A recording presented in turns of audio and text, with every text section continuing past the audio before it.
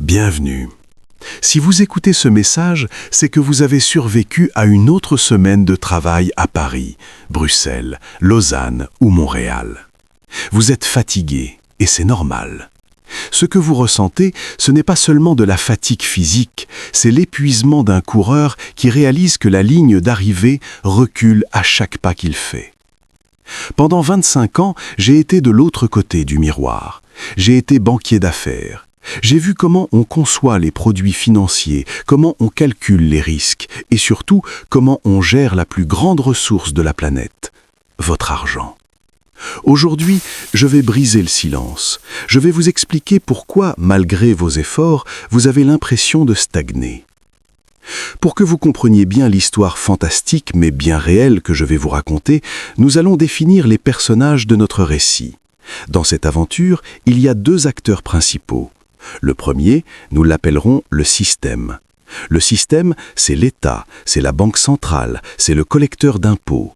C'est celui qui a créé le plateau de jeu, qui a imprimé les billets et qui a le droit exclusif de modifier les règles en cours de partie. Le système ne produit rien par lui-même, il vit de ce qu'il prélève sur les joueurs. Le second personnage, c'est le peuple. Ce sont les joueurs. C'est Thomas à Lyon, c'est Marie à Bruxelles, c'est Marc à Lausanne ou Julie à Montréal. Ce sont des gens honnêtes, travailleurs, qui pensent que s'ils suivent les règles à la lettre, ils seront récompensés. Le peuple, c'est vous. Vous êtes ceux qui couraient sur le plateau, qui construisaient les maisons, qui développaient les logiciels et qui soignaient les malades. Mais il y a un problème. Vous jouez à un jeu dont vous ne possédez pas le mode d'emploi. Aujourd'hui, nous allons ouvrir ce mode d'emploi à la page la plus sombre, celle de l'impôt. Car l'impôt, ce n'est pas juste un chiffre sur votre fiche de paie, c'est l'outil ultime du système pour s'assurer que vous restiez un pion sur l'échiquier et jamais un roi. Commençons par une scène que vous connaissez tous. Nous sommes à la fin du mois. Thomas, un ingénieur talentueux qui vit près de la place Bellecour à Lyon, reçoit un email de son service comptable. C'est sa fiche de paie. Thomas voit un chiffre en haut de la page. Son salaire brut, disons 4 500 €. Thomas sourit. Il se dit qu'il a bien travaillé. Mais ce sourire s'efface dès qu'il regarde la ligne tout en bas, le net. Thomas vient de subir le premier coup de ciseau du système. Avant même qu'il n'ait pu toucher un seul centime de son travail, le système s'est servi. En France, on appelle cela les cotisations sociales et l'impôt à la source. Mais pour un enfant, on expliquerait cela plus simplement. C'est comme si Thomas avait préparé un gâteau de 10 parts, mais que le système passait dans la cuisine et en mangeait 4 avant que le gâteau n'arrive sur la table. Thomas n'a pas le choix. S'il refuse, le système le punit. Ce que Thomas ne sait pas, c'est que ce premier prélèvement est le plus injuste de tous, car il taxe la seule chose que Thomas ne pourra jamais récupérer, son temps. Chaque euro prélevé sur son salaire, c'est 1 minute de sa vie qu'il a donnée au système sans rien recevoir en échange. Si vous pensez que Thomas a la vie dure, regardons ce qui arrive à Marie, à Bruxelles. La Belgique est souvent surnommée l'enfer fiscal pour les travailleurs, et ce n'est pas pour rien. Marie gagne un bon salaire, mais elle est déjà dans la tranche d'imposition la plus haute. En Belgique, dès que vous gagnez un peu plus que la moyenne, le système vous prend 50% de chaque euro supplémentaire. Imaginez la psychologie de Marie. Elle décide de faire des heures supplémentaires le samedi pour mettre de l'argent de côté pour les études de ses enfants. Elle travaille 8 heures de plus, mais à la fin du mois, elle réalise que pour 4 heures, elle a travaillé pour elle, et pour les 4 autres heures, elle a travaillé gratuitement pour le système. Pourquoi continuerait-elle à faire des efforts ? Le système, en prenant la moitié de son énergie supplémentaire, détruit son envie d'exceller. C'est une taxe sur l'ambition. En Suisse, Marc à Lausanne pense être plus chanceux. Et c'est vrai, en apparence. Les taux d'imposition sont plus bas qu'en France ou en Belgique. Marc gagne 8 000 francs suisses par mois. Mais le système suisse est plus subtil. Il ne vous prend pas tout sur votre fiche de paie. Il attend que vous receviez votre facture d'impôts cantonaux et communaux. Et là, c'est le choc. Marc doit mettre de côté l'équivalent de 2 mois de salaire chaque année juste pour payer le système. S'il oublie de le faire, s'il dépense cet argent pour réparer sa voiture ou soigner ses dents, le système lui tombe dessus avec des intérêts de retard impitoyables. En Suisse, l'impôt est un poids constant sur vos épaules, une menace qui plane chaque jour de l'année. Traversons l'Atlantique et rejoignons Julie à Montréal. Le Canada a une image de pays accueillant, mais pour la classe moyenne, le système y est tout aussi affamé. Julie est infirmière. Elle gagne environ 70 000 $ canadiens par an. Elle paie l'impôt fédéral et l'impôt provincial du Québec. Le système québécois est l'un des plus gourmands d'Amérique du Nord. Julie voit environ 30% de son revenu s'évaporer en impôts directs. Mais ce qui rend Julie furieuse, c'est ce qu'on appelle la progression à froid.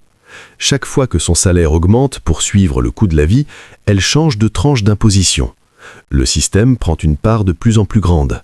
À la fin, Julie réalise que malgré ces augmentations, elle achète moins de choses au supermarché qu'il y a 3 ans.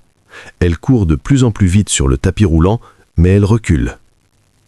En tant qu'expert de la finance, j'ai souvent entendu le système justifier ses prélèvements. On vous dit que c'est pour les routes, les hôpitaux, les écoles et la solidarité.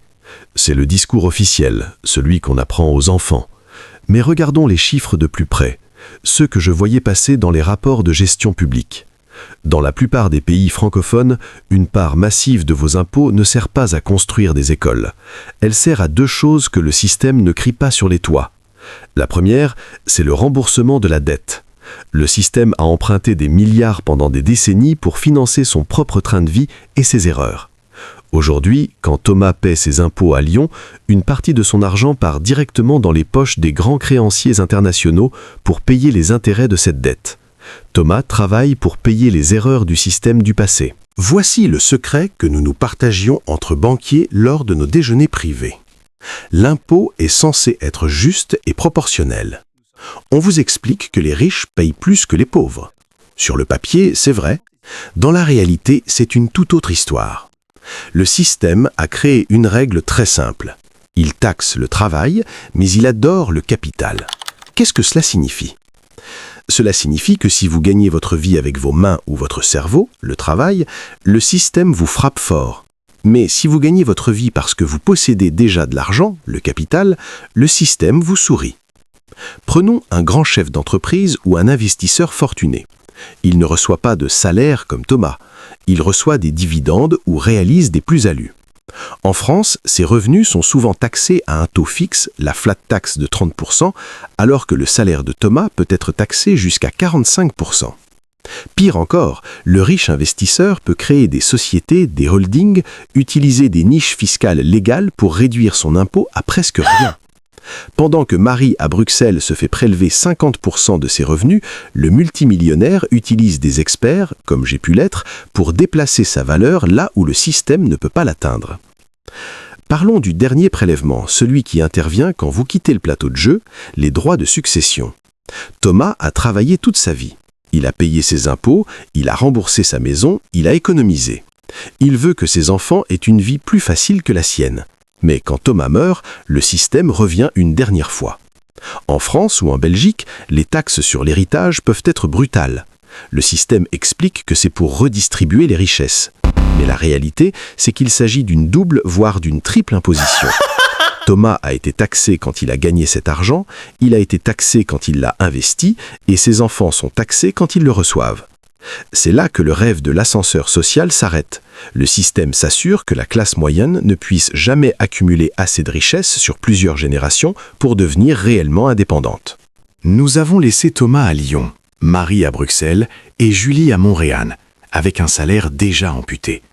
Ils pensent que le plus dur est passé. Ils se disent « ce qui est sur mon compte est enfin à moi ». C'est là que l'illusion est la plus forte, car le système possède une deuxième arme, beaucoup plus discrète, mais tout aussi dévastatrice. La taxe sur la consommation. Prenons Marie à Bruxelles. Elle décide d'aller faire ses courses pour la semaine. Elle achète du pain, du lait, peut-être une bouteille de vin pour le week-end. À chaque fois qu'elle passe un article devant le scanner, le système est là, la main tendue. En Belgique, comme en France, la TVA est partout. 21%, 20%, 5,5%, peu importe le taux, c'est un prélèvement chirurgical. Réfléchissez une seconde avec moi, avec l'œil d'un banquier qui a vu les flux financiers de l'intérieur. Marie paie son panier de courses avec de l'argent qui a déjà été imposé à 50%. Sur les 100 € qu'elle dépense, 20 € retournent directement dans la poche de système sous forme de TVA. Cela signifie que pour acheter ce panier de 100 €, Marie a dû en réalité produire pour près de 250 € de valeur brute au travail. Elle travaille 2 jours entiers juste pour payer une semaine de nourriture. Au Canada, Julie vit exactement la même chose avec la TPS et la TVQ. À Montréal, quand elle achète un vêtement ou un meuble, le prix affiché n'est jamais le prix réel. Le système attend le passage en caisse pour ajouter sa part. C'est psychologiquement brillant de la part du système. En séparant l'impôt du prix, il fait en sorte que vous ne réalisiez jamais le coût total de votre existence. Vous avez l'impression que la vie est chère, mais vous ne réalisez pas que c'est le système qui la rend inabordable. En tant qu'expert, je vais vous dire pourquoi le système adore la TVA. C'est l'impôt le plus efficace du monde. Il est impossible d'y échapper. La TVA est le péage permanent du plateau de jeu. Chaque geste de votre vie quotidienne alimente la machine. Pendant mes 25 ans de carrière, je me suis souvent posé cette question. Comment le système réussit-il à faire accepter un tel niveau de prélèvement à des gens intelligents comme Thomas, Marc ou Julie? La réponse tient en un mot: la peur. Le système a créé une culture de la peur autour de l'administration fiscale. On vous présente le contrôleur des impôts comme un croque-mitaine moderne. Mais il y a une autre arme, plus subtile: la honte. Le système a réussi à convaincre le peuple que payer ses impôts est un acte de citoyenneté. On vous fait croire que si vous optimisez vos finances, vous volez l'école du petit voisin. C'est une manipulation émotionnelle de génie. Le banquier au haut de forme sait que tant qu'il pourra vous faire croire que vous êtes solidaire en étant tondu, vous ne vous révolterez jamais. Revenons à Marc à Lausanne. Marc a enfin réussi à acheter un appartement. Il est fier, il se dit « Enfin, je suis chez moi, je ne paie plus de loyer ». Erreur de débutant, Marc. En Suisse comme en France ou au Canada, vous n'êtes jamais réellement propriétaire de votre terre. Vous en êtes le locataire perpétuel auprès de l'État. En France, c'est la taxe foncière. Chaque année, le système vous envoie une facture pour avoir le droit de rester dans la maison que vous avez déjà payée. Si vous arrêtez de payer, le système vous expulse. En Suisse, le système a inventé une règle encore plus incroyable, la valeur locative. Parce que Marc vit dans son propre appartement, le système considère qu'il fait une économie de loyer. Et le système décide que cette économie imaginaire est un revenu. Marc doit payer des impôts sur de l'argent qu'il n'a jamais reçu. C'est le sommet de l'absurdité fiscale. Au Québec, les taxes municipales grimpent chaque année. Julie voit son compte de taxes augmenter plus vite que son salaire d'infirmière. L'immobilier est un piège parfait. Vous êtes une cible immobile. C'est un aspect que j'analysais souvent avec mes clients cadres, les coûts cachés du travail. Regardez Thomas à Lyon. Pour aller travailler, il doit s'habiller d'une certaine manière, manger à l'extérieur, payer une garde d'enfants. Quand on déduit tous ces frais, plus les impôts, on réalise que Thomas gagne parfois moins à l'heure qu'un étudiant qui fait du babysitting. Mais le système l'encourage à continuer. Pourquoi ? Parce que Thomas consomme. Le système n'a pas besoin de gens libres, il a besoin de gens occupés et endettés. Si Thomas avait trop d'argent de côté, il pourrait remettre en question le plateau de jeu. Maintenant, je vais vous dire ce qui se passait réellement dans les bureaux de gestion de fortune où j'ai travaillé pendant 25 ans. Pendant que Thomas, Marie et Julie se battent pour remplir leur déclaration d'impôt, mes clients arrivaient avec des dossiers préparés par des armées d'avocats. Le secret des 1%, c'est qu'ils ne possèdent rien en leur nom propre. Ils utilisent des structures. Quand Marie gagne 1 000 €, elle est taxée à 50%. Quand une société gagne 1 000 €, elle peut déduire toutes ses charges avant d'être taxée. Son loyer, ses repas, sa voiture, ce qui reste est taxé à un taux beaucoup plus bas. Le système a laissé ses portes ouvertes, car le système est géré par des gens qui utilisent ces mêmes portes. Les lois fiscales ne sont pas faites pour les riches, elles sont faites pour encadrer le peuple. Est-ce que c'est juste ? Probablement pas. Est-ce que c'est la réalité ? Absolument. Alors, on fait quoi? On subit? Surtout pas. Si vous êtes en France, vous avez le PEA. C'est votre plus grand cadeau. Après 5 ans, l'impôt sur le revenu disparaît sur vos gains. Pourquoi laisser de l'argent sur un livret que le système utilise pour ses profits alors que vous pouvez bâtir votre propre muraille de Chine fiscale? Au Canada, Julie doit saturer son CELI. C'est un espace de liberté totale. Chaque dollar que vous y mettez travaille pour vous et le système a promis de ne jamais y toucher. En Suisse, le 3e pilier est une obligation morale envers vous-même. C'est le seul moyen de dire au système « cet argent est pour mon futur ». En tant qu'expert, j'ai une règle d'or. Ce qui compte, ce n'est pas ce que vous gagnez, c'est ce que vous gardez. Thomas à Lyon peut gagner 5 000 € et être pauvre. L'impôt est une charge fixe, mais votre style de vie est une variable. Chaque fois que vous évitez un achat inutile, vous évitez la TVA. Chaque fois que vous investissez au lieu de consommer, vous créez un bouclier. Le système veut que vous soyez un tube digestif financier. Vous mangez du salaire et vous rejetez des taxes. Pour sortir de là, vous devez devenir un accumulateur. Regardez vos factures. Ce restaurant à 60 €, c'est 3 heures de votre vie données au système si vous comptez les impôts. Est-ce que ce repas valait 3 heures de votre liberté? Parfois oui, souvent non. En tant qu'expert ayant vu passer des budgets d'État et des audits de grandes institutions, je dois vous dire une vérité qui dérange. On vous explique, à Paris, Montréal ou Bruxelles, que l'impôt est le prix de la civilisation. On vous montre des images d'écoles neuves et d'hôpitaux de pointe pour justifier pourquoi on prend 45% du salaire de Thomas ou 50% de celui de Marie. Mais si vous regardez les comptes réels, vous découvrirez le coefficient d'évaporation du système. Pour que 100 € prélevés sur le salaire de Thomas arrivent réellement dans la poche d'une infirmière, le système doit entretenir une armée de bureaucrates, de consultants et d'agences de régulation. Environ 30 à 40% de l'argent collecté s'évapore dans le simple fonctionnement de la machine. Vous ne payez pas pour le service, vous payez pour le droit du système d'exister. C'est sans doute le secret le plus cynique que j'ai observé durant mes 25 ans de carrière. Le système dépense toujours plus qu'il ne gagne. Pour combler le trou, il emprunte de l'argent sur les marchés financiers. Et qui garantit cet emprunt? Vous. Quand la France affiche une dette de plus de 3 000 milliards d'euros, cela signifie que chaque enfant qui naît à Lyon arrive sur le plateau de jeu avec une facture de 45 000 € accrochée à son berceau. Cette dette n'est rien d'autre qu'un impôt différé. Aujourd'hui, une part colossale de vos impôts directs ne sert même pas à financer les services publics actuels. Elle sert à payer les intérêts de la dette. Thomas travaille 40 heures par semaine, mais il donne 5 heures de sa vie uniquement pour payer les intérêts des erreurs commises par le système il y a 20 ans. Le système a transformé le peuple en caution solidaire d'un casino qu'il ne contrôle pas. Nous sommes en 2026 et le système est devenu plus intelligent que jamais. L'époque où l'on pouvait cacher quelques billets sous son matelas est terminée. Le système veut la numérisation totale pour la traçabilité. À Paris, Genève ou Montréal, la disparition progressive de l'argent liquide est une victoire majeure pour le système. Chaque transaction par carte est une information. Il sait ce que vous mangez, où vous voyagez. Et s'il sait tout cela, il peut vous taxer avec une précision atomique. On voit apparaître des taxes comportementales. L'impôt n'est plus seulement un moyen de financer l'État, c'est devenu un outil de dressage social. On punit financièrement Thomas parce qu'il n'obéit pas aux dernières tendances du système. Voici un conseil d'expert que votre banquier de quartier ne vous donnera jamais. Si vous êtes comme Marc à Lausanne et que vous avez 50 000 CHF sur un compte épargne, vous pensez être prudent. La réalité, c'est que vous vous faites piller chaque jour. Le système utilise 2 outils pour détruire votre épargne, les taux d'intérêt bas et l'inflation.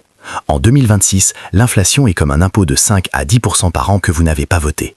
Si vous avez 100 000 € sur votre compte, à la fin de l'année, vous avez toujours le même chiffre, mais vous ne pouvez acheter que l'équivalent de 95 000 €. Le système a volé 5 000 € de votre pouvoir d'achat sans même envoyer une facture. C'est pour cela que la classe moyenne s'appauvrit. Elle économise dans une monnaie que le système dévalue volontairement. Les riches, eux, possèdent des actifs qui montent avec l'inflation. Maintenant que vous avez vu les coulisses, que vous comprenez comment Thomas, Marie et Julie sont tondus, que pouvez-vous faire? En tant qu'ancien banquier, voici la stratégie. Premièrement, l'indépendance de l'esprit. Arrêtez de croire que le système est là pour vous protéger. Chaque décision financière doit être analysée sous l'angle « est-ce que cela profite au système ou à ma famille ?» Deuxièmement, la chasse au gaspillage fiscal. Si vous vivez en France, le PEA est une urgence. Au Canada, votre CELI doit être votre priorité absolue. En Suisse, optimisez chaque centime de votre 3e pilier. Troisièmement, devenez propriétaire d'actifs, pas de passifs. Arrêtez d'acheter des voitures en leasing. Achetez des morceaux de l'économie mondiale via des ETF. Pourquoi? Parce que ces entreprises sont plus puissantes que le système. Le jeu du monopole financier est injuste par design, mais il y a une différence majeure avec la réalité. Vous pouvez choisir de quitter la table. Vous ne quitterez jamais totalement le système, mais vous pouvez réduire votre dépendance envers lui de 80%. Un homme qui n'a pas de dette, qui possède ses propres actifs et qui comprend la fiscalité est un homme que le système ne peut plus contrôler par la peur. Ne soyez plus en colère contre le système. Soyez malin. Si cette analyse vous a aidé à y voir plus clair, faites un geste simple. Abonnez-vous. Car dans mes prochaines interventions, je vais peut-être vous donner des tips et des conseils concrets pour améliorer vos finances et vous aider, étape par étape, à reprendre le pouvoir qui vous appartient. C'était votre expert finance. Protégez votre avenir, car personne d'autre ne le fera pour vous. À très bientôt.